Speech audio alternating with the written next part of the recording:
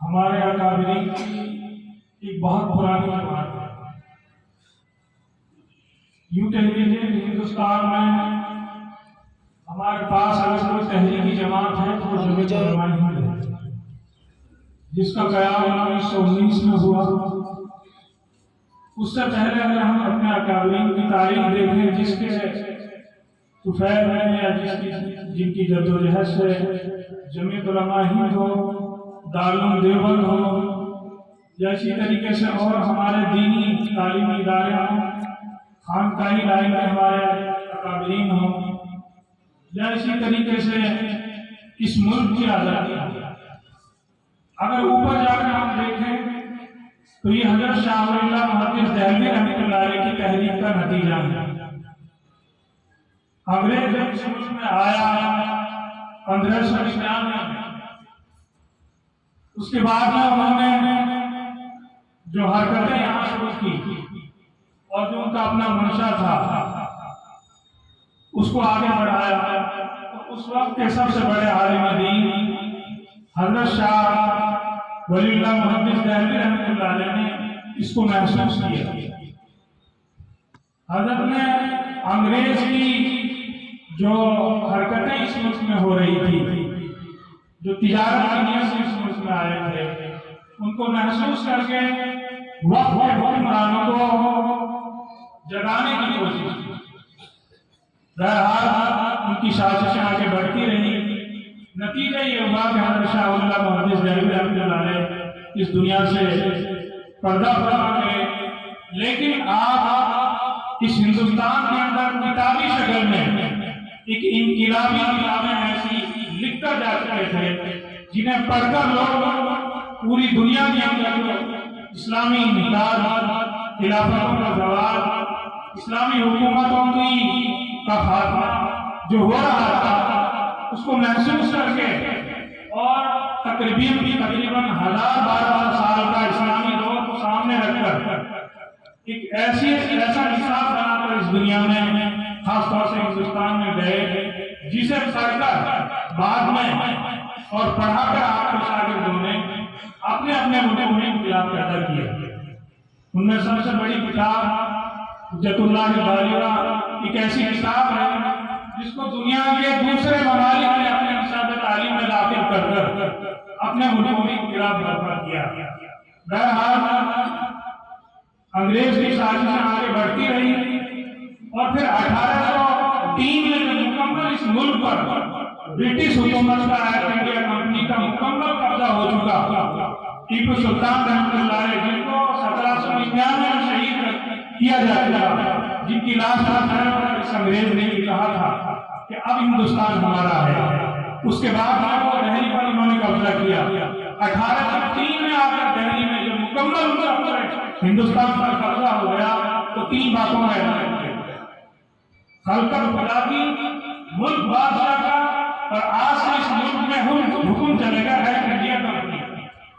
1803 میں جب انگریز نے یہ بات کہی دہلی میں آ کر، 1804 میں اس وقت کے سب سے بڑے عالم حضرت شاہ ولی اللہ محدث دہلوی رحمۃ اللہ علیہ کے صاحبزادے حضرت شاہ عبدالعزیز صاحب محدث دہلوی رحمۃ اللہ علیہ نے 1804 میں انگریز کے خلاف فتویٰ دیا کہ یہ ملک غلام ہو چکا ہے، اس کے خلاف جہاد کرنا ہر مسلمان پر فرض۔ اس کے بعد میں یہ تحریک چلتی رہی، اور اسی تحریک کے نتیجے میں آگے ایسے لوگ پیدا ہوئے۔ حضرت سید احمد شہید شاہ اسماعیل شہید رحمۃ اللہ علیہ، جو حضرت شاہ عبدالعزیز محدث دہلوی رحمۃ اللہ علیہ کے شاگرد تھے، تحریک کی بات تیسرے نمبر پر ان 2000 کے ہاتھ میں آتی ہے۔ وہ اپنی اس ملک میں جدوجہد کرتے ہیں، کوشش کرتے ہیں، بالاکوٹ میں اس تحریک کا بھی آخری ہو جاتا ہے۔ اس کے بعد میں یہ تحریکی بات حضرت شاہ اسحاق محدث دہلوی رحمۃ اللہ علیہ کے ہاتھ میں آتی ہے۔ ملک کے حالات کے مطابق مجبوراً آپ کو یہاں سے ہجرت کر کر مکہ جانا پڑا۔ مکے میں بیٹھ کر آپ نے ہندوستان کی آزادی کا پروگرام جو ہندوستان میں بیٹھ کر آپ چلا رہے تھے، وہاں بیٹھ کر وہ کام شروع کیا۔ اسی کے نتیجے میں 1857 میں حاجی امداد اللہ مہاجر مکی رحمۃ اللہ علیہ کو شاہ اسحاق صاحب دہلوی رحمۃ اللہ علیہ نے ہندوستان بھیجا ہے۔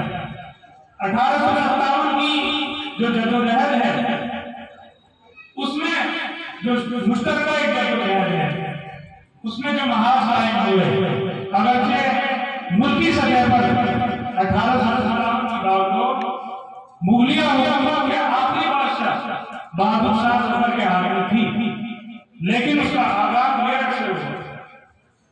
پھر اس کے بعد میں ملک کے مختلف صوبہ جات میں اس کے محاذ بنے۔ شاملی بھی ایک محاذ تھا، پانی پت ایک محاذ تھا، آپ کے میوات بھی ایک محاذ تھا۔ مختلف صوبوں میں الگ الگ محاذ قائم ہوئے جنہوں نے انگریز سے لڑائی لڑی اور اپنی شہادتیں حاصل کی۔ بہت سارے لوگ علماء، عوام الناس، بہت سارے لوگ شہید ہوئے۔ حاجی امداد اللہ مہاجر مکی رحمۃ اللہ علیہ کی شاملی کا جو میدان ہے، جو یہ محاذ ہے، اسی میں ہمارے اکابرین حضرت مولانا قاسم نانوتوی رحمۃ اللہ علیہ، حضرت مولانا رشید احمد گنگوہی رحمۃ اللہ علیہ، حافظ ضابط شہید اور بڑا ایک کامدار ہے جو شاملی میں نہیں ہوئی۔ بہرحال 1857 کے بعد میں ملک کے حالات اس طرح کے ہو گئے، انگریز جہاں بھی کسی ٹوپی کرتا داڑھی دیکھتا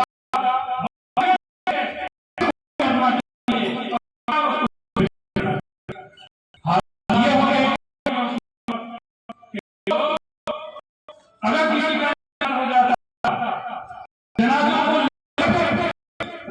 بیٹھے رہتے، دو تین دن ہو جاتے، کوئی پڑھانے والا نہیں۔ علماء کشیر سادہ علماء ہیں، اکثر یہاں تاریخ جانتے ہیں، نہ تو صرف اتنے تھوڑا یہ پروگرام شروع سے پہلے تاریخ کی بول رہا ہوں۔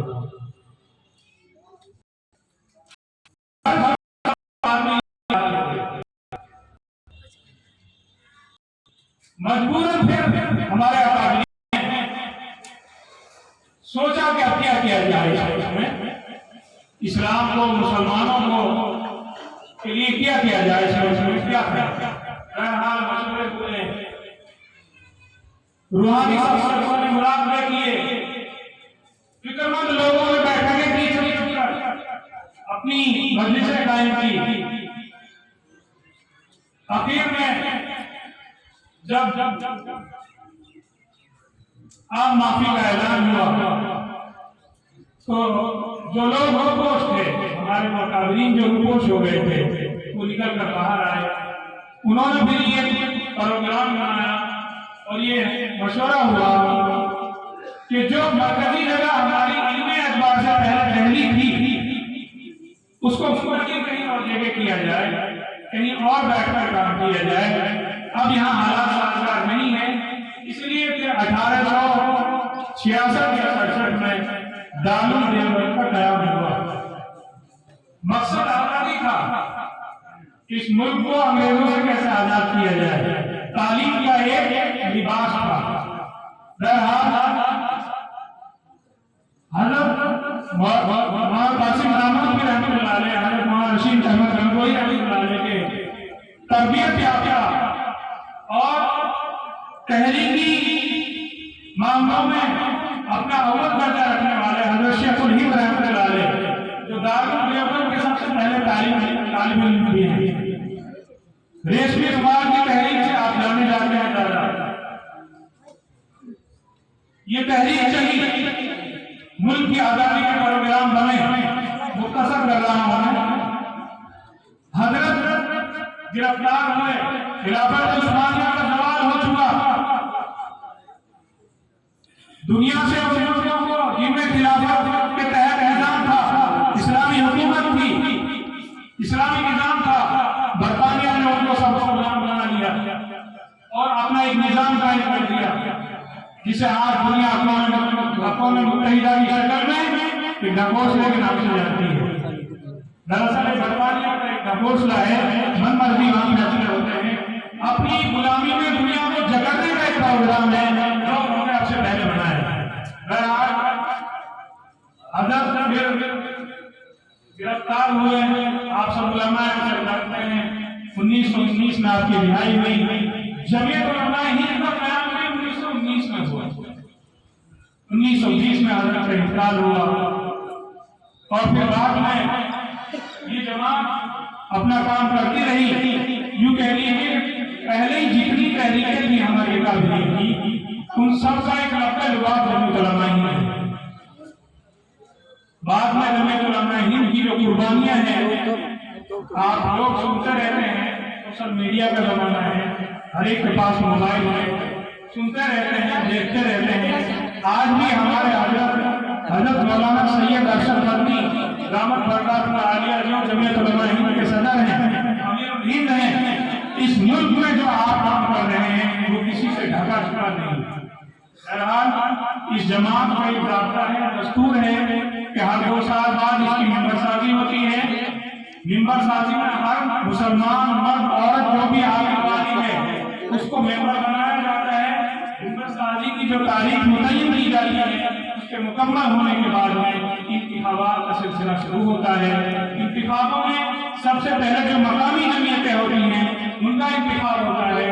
جیسے کہ اسی مہینے میں 1 تاریخ سے لے کر 10 تاریخ تک اس کا وقت تھا حلقوں کے بنانے کا انتخابات کا، اور اب 11 تاریخ سے لے کر 20 تاریخ تک یعنی کل تک پورے آل انڈیا ضلعوں کا انتخاب ہو رہا ہے.